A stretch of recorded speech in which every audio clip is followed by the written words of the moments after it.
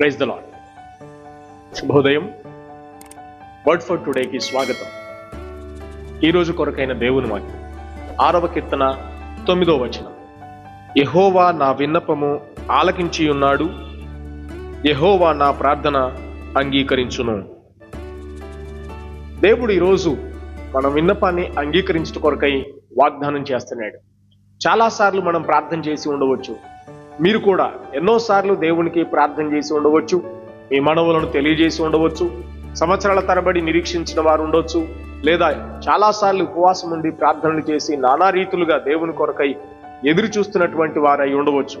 కానీ ఈరోజు ప్రభు చెప్తున్న మాట, ఆయన ప్రార్థన వింటాడు, ఖచ్చితంగా వింటాడు. ఎవరు ప్రార్థన చేసినా వింటాడు. కానీ ఈరోజు ఆ ప్రార్థనను ఆలకించి ఉత్తరం ఇస్తాడు, సహాయం చేస్తాడు అని వాగ్దానం చేస్తున్నాడు. నీ ప్రార్థన ఆయన వినటమే కాకుండా దాన్ని అంగీకరిస్తాడు, అంటే దాన్ని స్వీకరిస్తాడు. ఆ ప్రార్థనను ఆయన అంగీకరించి ఉత్తరం ఇస్తాడు. ఆయన నిన్ను అంగీకరించబోతున్నాడు.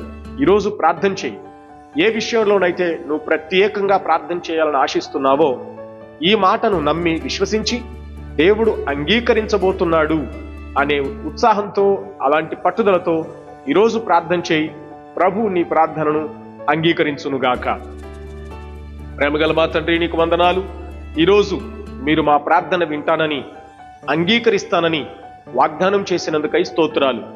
ఈరోజు మా కొరకై మీరిచ్చినటువంటి ఈ వాక్కును మేము చేతపట్టుకుని మా హృదయంలో స్థిరపరచుకొని మనసారా నీ సన్నిధిని ప్రార్థించి విజ్ఞాపన చేయుట ద్వారా మా బిడ్డల యొక్క ప్రార్థనలను మీరు అంగీకరించండి. అవునన్నట్లుగా ఉత్తరం ఇవ్వండి. వారి జీవితాలకు గొప్ప మేలులు చేయండి. ఈరోజే నిశ్చయముగా వారి జీవితంలో వారి ప్రార్థనలు దేవుని ద్వారా అంగీకరింపబడి గొప్ప అద్భుతములను పొందుకొందురుగాక. అట్టి కృపను దయచేయమని యేసు నామమున ప్రార్థిస్తున్నాను తండ్రి, ఆమెన్. దేవుడు మిమ్మును మీ ప్రార్థనలను అంగీకరించి జవాబులిచ్చునుగాక. God bless you.